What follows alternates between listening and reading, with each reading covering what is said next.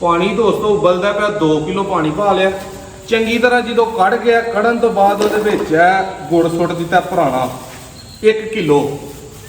उस तो बाद है तुहाडे सामने सरिंजा भर के ठीक है 50-50 सीसी एक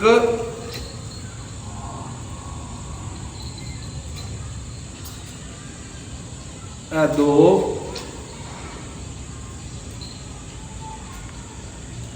तीन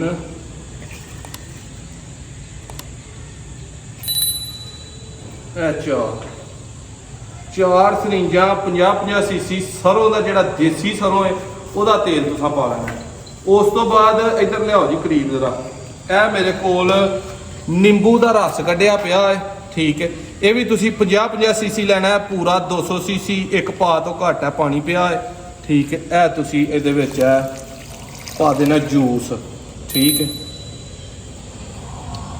यह दोस्तों नुस्खा तुहाडे सामने पै गया। एंड ते हुण तुसां जो इन्हें चंगी तरह पक जाना कुछ पौने घंटे बाद फिर तुसां फी जानवर मिठा सोडा पाना ठीक है। 20 ग्राम तो ग्राम घट होइए 19 होइए 21-22 ना होए। हुण नुस्खा सुन लवो कि पिछले मेरा ख्याल पूरे महीने तो मैं को 2000 सुन चुकिया तो यार उन्होंने फोना की बदौलत ही है नुस्खा बना लगा किसी भाई को फोन करने की नौबत ना आए भरावां नूं घर बैठे वो नुस्खा दसा जिहड़ा अपने घर के सजरे सूए माल नूं देईदा ते दुध अल्लाह दे फजल नाल वधदा है। लेकिन दुध तां वधना जे तुसां रूटीन दे नाल नुस्खा देना है। खर्चा भी है फी मझ नूं तकरीबन 400-500 या 600 रुपया तुसीं कह सकते हो खर्चा है। नुस्खा ये लगातार 10 दिन देना जे रिजल्ट ना आया तो इस चैनल नूं अनसबसक्राइब करके ते कमेंट जरूर दसना जे कि नादर भाई तुहां नुस्खा दस्सिया है तुहाडा नुस्खा काम नहीं आया।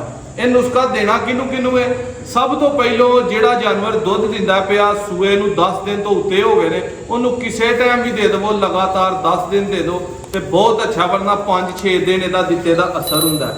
करना इन्हें की है कि अगर जानवर जिहड़ा सूए नूं 2-3 महीने हो गए ने हीट च नहीं आउंदा पिया उहदे नाल जानवर हीट च आएगा। दुध जे किसी जानवर की नस्ल दे विच है क्योंकि दुध नस्लों ने दिता जाता है यह नुस्खे टोट के तो बाद चो असीं लाने कि यदि कोई रग च दुध है तो दुध कढ़ लिया जाए नुस्खा दे के मेदा ठीक किया जाए तो यह नुस्खा दुध रगां दे विचों भी नस्ल च होए सही कढ़ लियाएगा। सजरे सूए माल वास्ते इंजे जिवें तुसीं सोना खवाण दिओ रोज़ नूं और असर इहदा तीजे चौथे दिन जो देना जे ना तो फिर आउणा।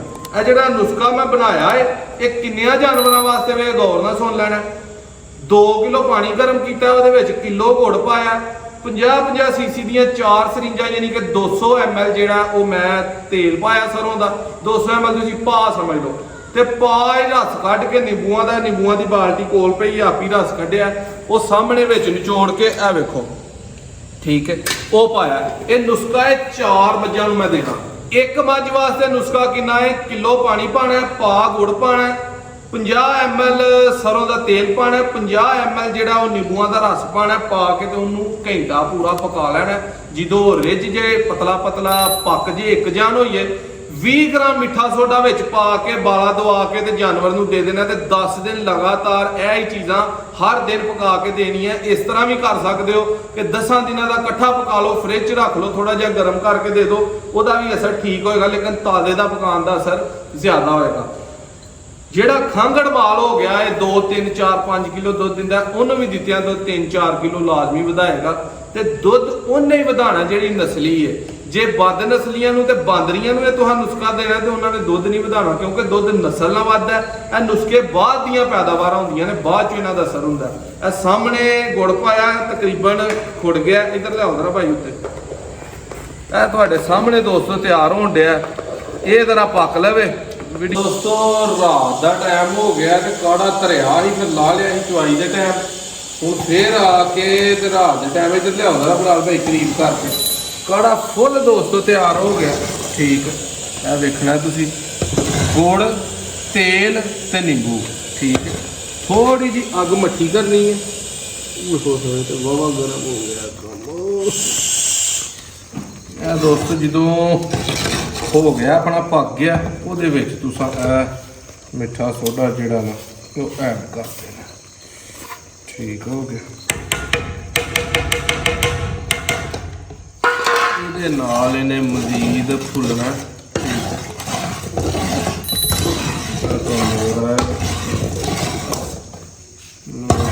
ਤੁਸੀਂ ਵੇਖਣਾ ਇੱਧਰ ਲਿਆਓ ਜਰਾ ਭਾਈ ਸਾਹਮਣੇ ਕੈਮਰਾ, ਇਹ ਫੁੱਲਣ ਡਿਆ ਮਜ਼ੀਦ। ਦੋਸਤੋ ਇਹ ਨੁਸਖਾ ਜਿਹੜੀ ਮੱਝ ਨਸਲੀ ਹੈ ਨਾ, ਜਿਹਦੀ ਨਸਲ ਦੇ ਵਿੱਚ ਦੁੱਧ ਰੋਗਾ ਭਰ ਕੇ ਤੇ ਇਹ ਕਾੜਾ ਕੱਢ ਲਿਆਗਾ, ਦੇਣਾ 10 ਦਿਨ ਲਗਾਤਾਰ। ਉਦੋਂ ਕਿਲੋ ਪਾਣੀ ਲਿਆ ਕੇ ਪਾ ਵਿੱਚ ਗੁੜ ਪਾ ਲੈਣਾ, 50 ml ਸਰੋਂ ਦਾ ਤੇਲ ਤੇ 50 ml ਨਿੰਬੂ ਦਾ ਜੂਸ ਜਿਹੜਾ ਰਸ ਕੱਢਿਆ ਹੈ, ਉਹਨੂੰ ਚੰਗੀ ਤਰ੍ਹਾਂ ਘੰਟਾ ਪਕਾਉਣਾ। ਪਕਾ ਕੇ 20 ਗ੍ਰਾਮ ਫੀ ਜਾਨਵਰ ਤੁਸੀਂ ਵਿੱਚ ਮਿੱਠਾ ਸੋਡਾ ਸੁੱਟ ਲੈਣਾ ਤੇ ਲਾ ਕੇ ਤੇ ਜਾਨਵਰ ਨੂੰ ਦੇ ਦੇਣਾ। ਕਰੀਬ ਕਰੋ ਤੇ 10 ਦਿਨ ਲਗਾਤਾਰ ਦੇਣਾ।